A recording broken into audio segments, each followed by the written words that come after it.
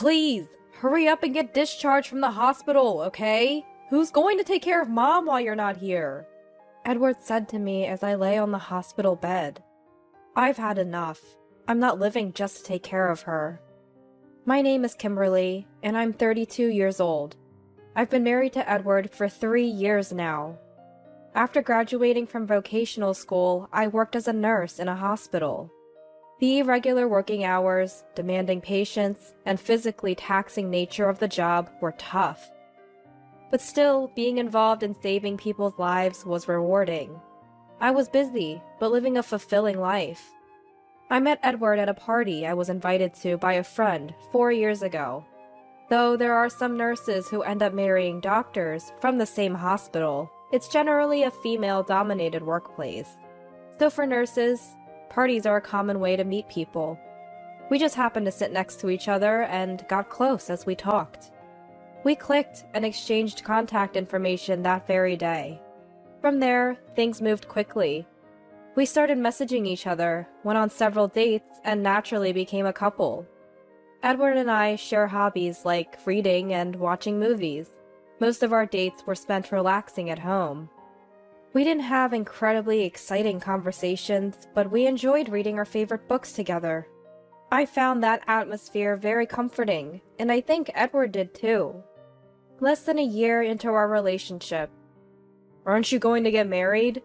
he proposed. The setting was Edward's house, after we had dinner together. Sitting across from each other at the dining table, Edward unexpectedly popped the question.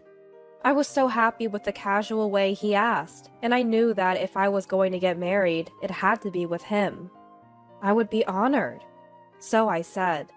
Once we were finally engaged, we decided to have a family meeting. Edward and I had another thing in common besides our hobbies.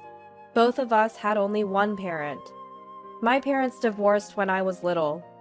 I never really knew the details of why my mom divorced, but despite being a woman alone, she raised me until I became an adult.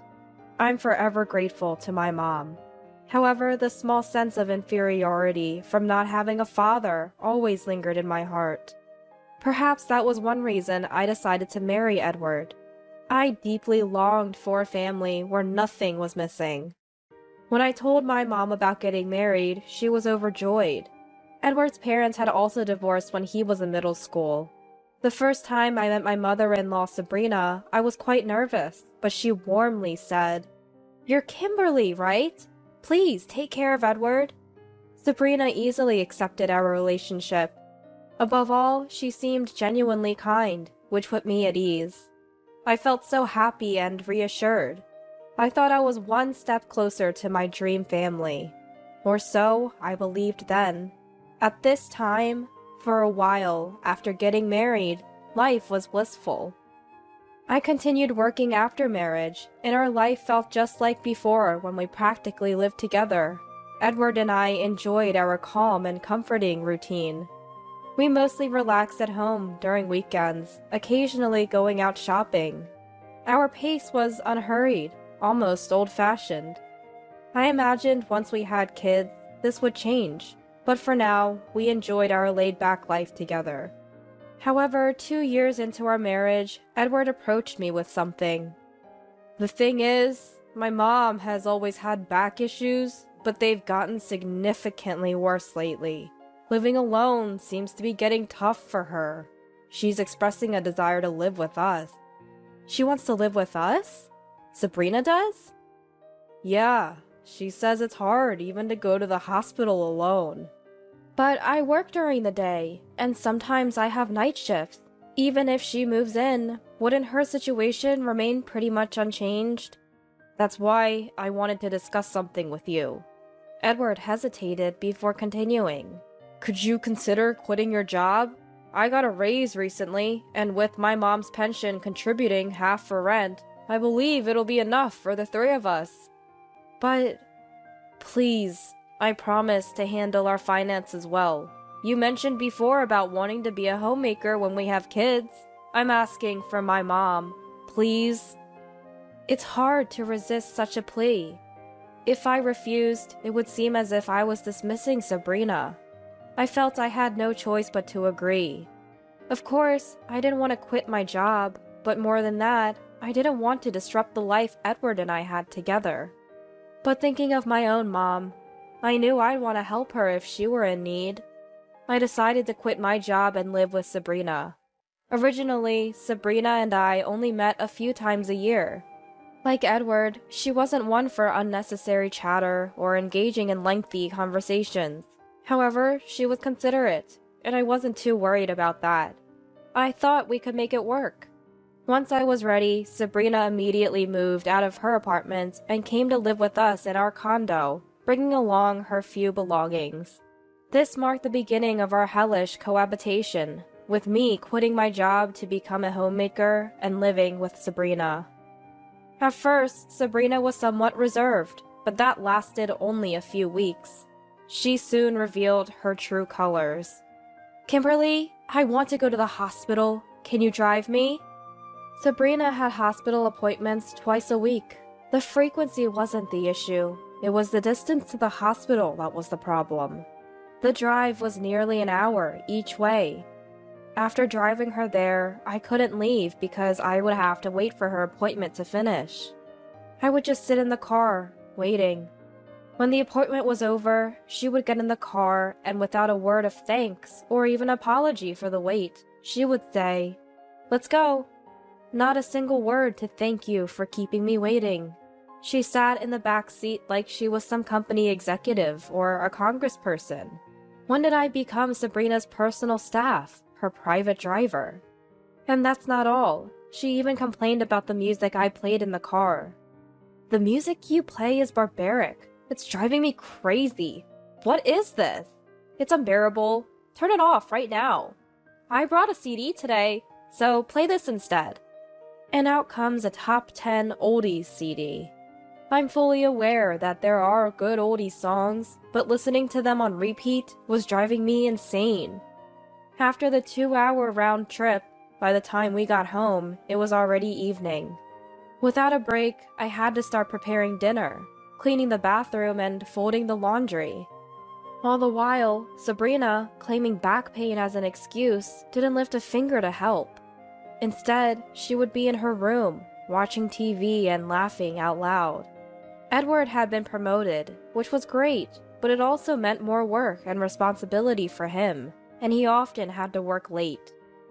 This meant that most dinners were just Sabrina and me. But Sabrina is a picky eater. She can't eat meat at all, and she's picky about vegetables too. I always had to take her likes and dislikes into account when planning the menu for dinner, which turned out to be more of a hassle than I thought. Edward and I aren't picky eaters, and we both love meat. So, when we wanted to have a meat dish, we had to change the menu to accommodate Sabrina. In effect, I had to prepare 2 different dinners, which cost more in terms of both ingredients and time. And Sabrina was picky about seasoning too. "What is this? It has no taste. Make it stronger." This happened on a regular basis. And after dinner, without lifting a finger to help with the dishes, she would go back to her room to watch TV and laugh. Later, when I had finally finished cleaning up and was about to take a break, she would tell me to prepare her shower. She could have done that herself, I thought, as I went to prepare her shower. And sometimes, from the shower room, I would hear, "Kimberly? Kimberly!" Rushing over, thinking something was wrong, she would say, "What's this? The water is lukewarm. Are you trying to freeze me to death?" I've never heard of anyone freezing to death in a shower room. How inconsiderate! While listening to Sabrina's yelling, a sharp pain shot through my stomach.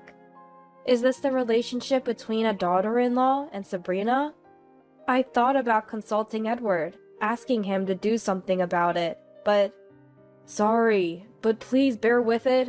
Mom must be stressed out and wants to vent," he said, brushing off my concerns and doing nothing to help. Recently, the thought of divorce had crossed my mind more and more. But since I quit my job, I don't have my own bank account. I have no money to spend freely. and the anxiety of not finding a job right away after divorcing made it difficult to make up my mind. The harassment from Sabrina got worse day by day. If the car shook even a little, "Drive more gently, it's dangerous." If I accidentally served something Sabrina didn't like, "Are you embarrassing me on purpose because you know I can't eat this? Make it again. If you don't have the ingredients, go buy them."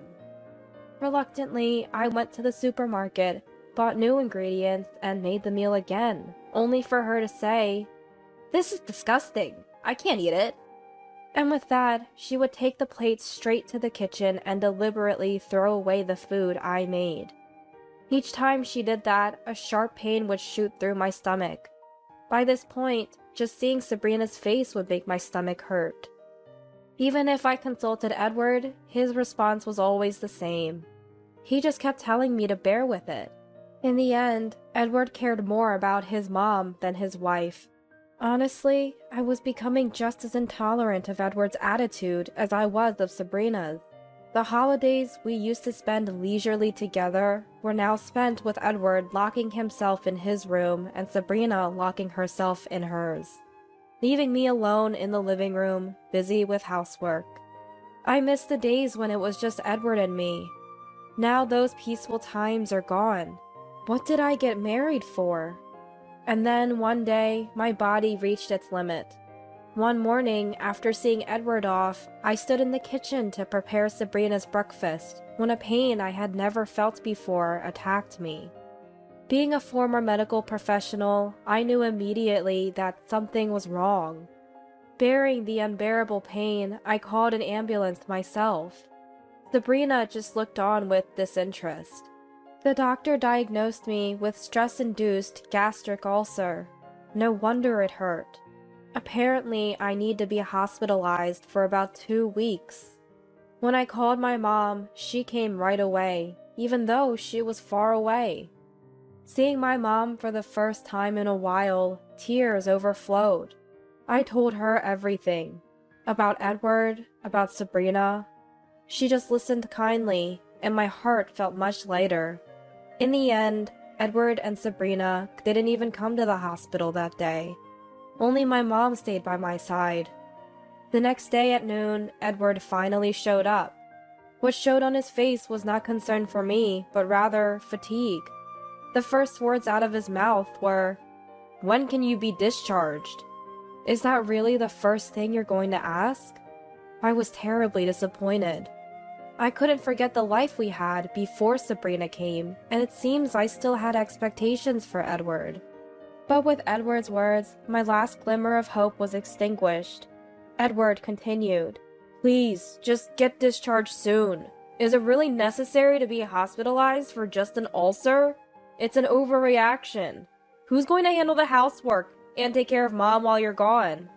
As Edward rapidly spoke, I felt my heart growing cold. He said what he wanted, then promptly left. Once I'm discharged, it's back to that life, isn't it?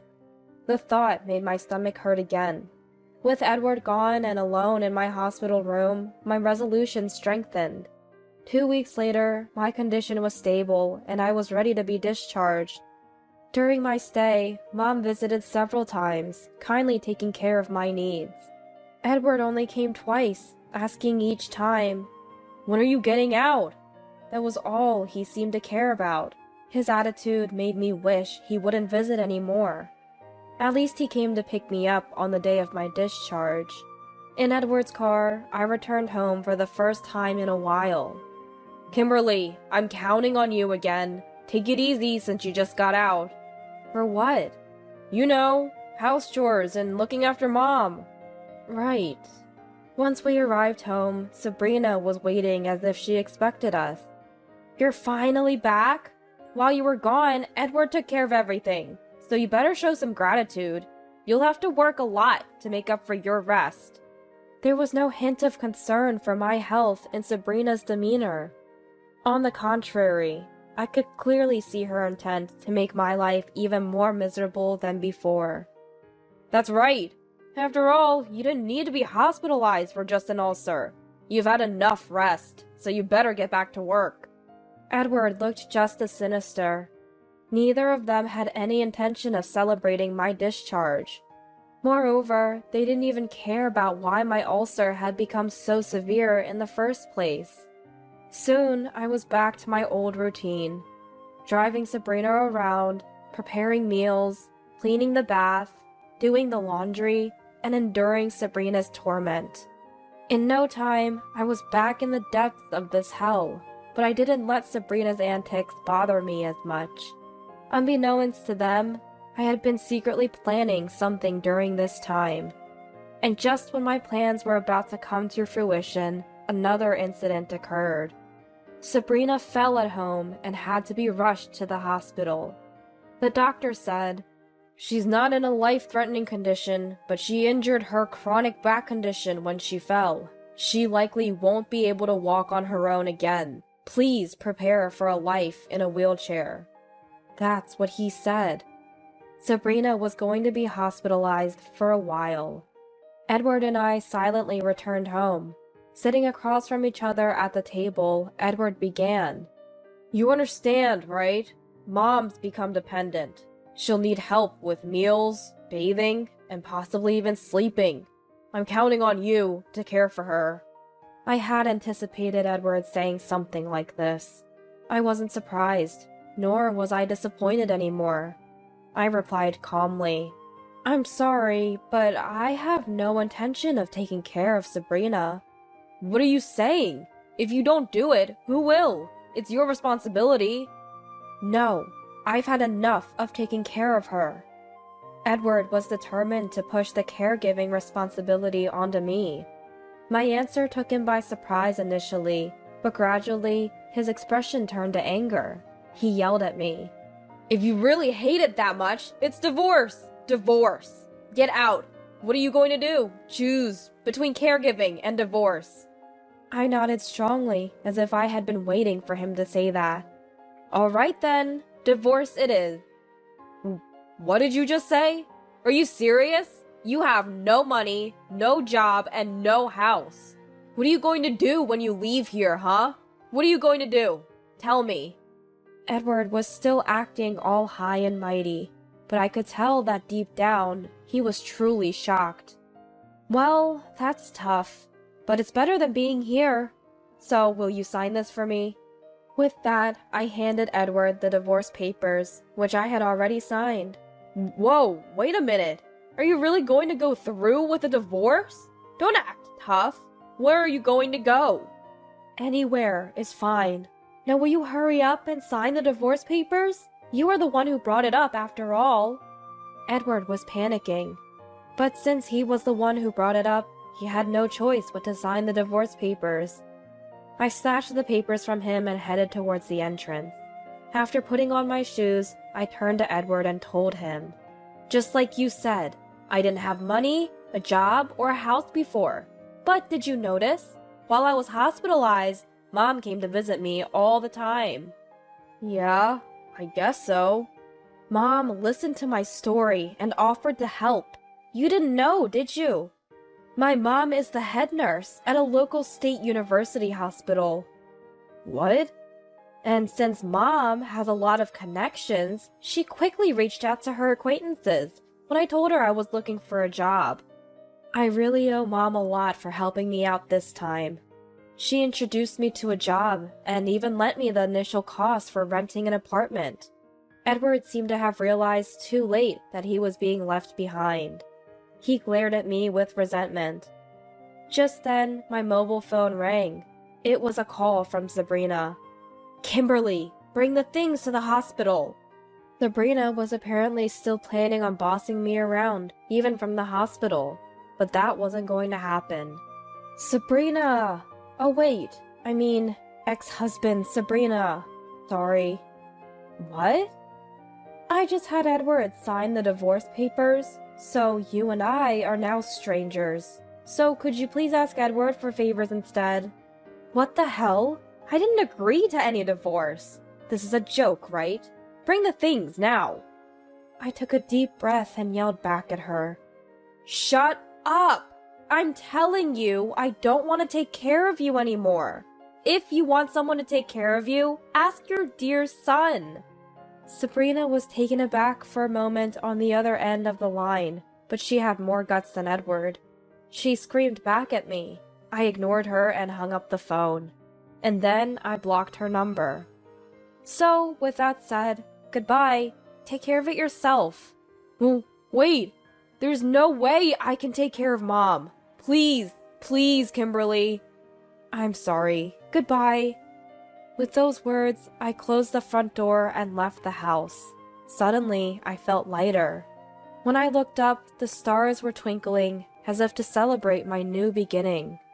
The next day, I promptly filed for divorce at the city hall, and it was granted.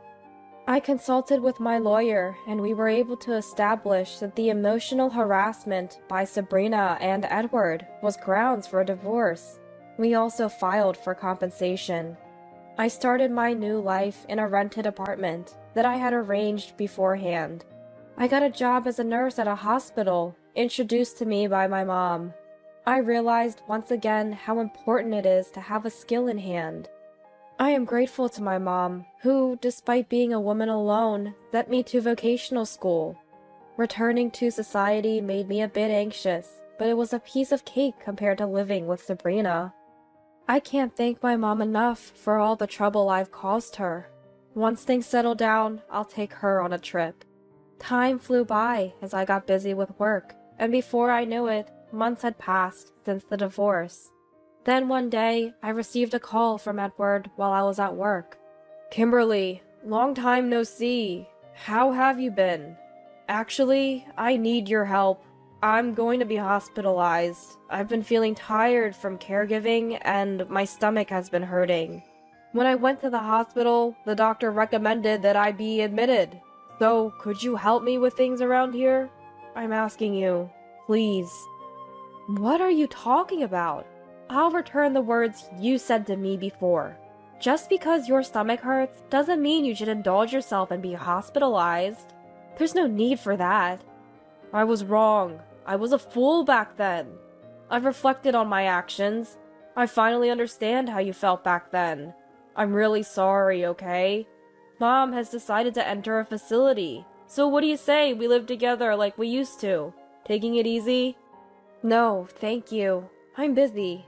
And if you want to talk to me, pay the compensation you owe me first. With that, Edward was left speechless, and I hung up the phone.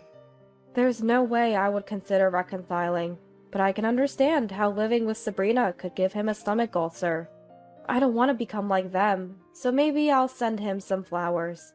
With that thought, I searched for a nearby florist on my mobile phone and went back to work.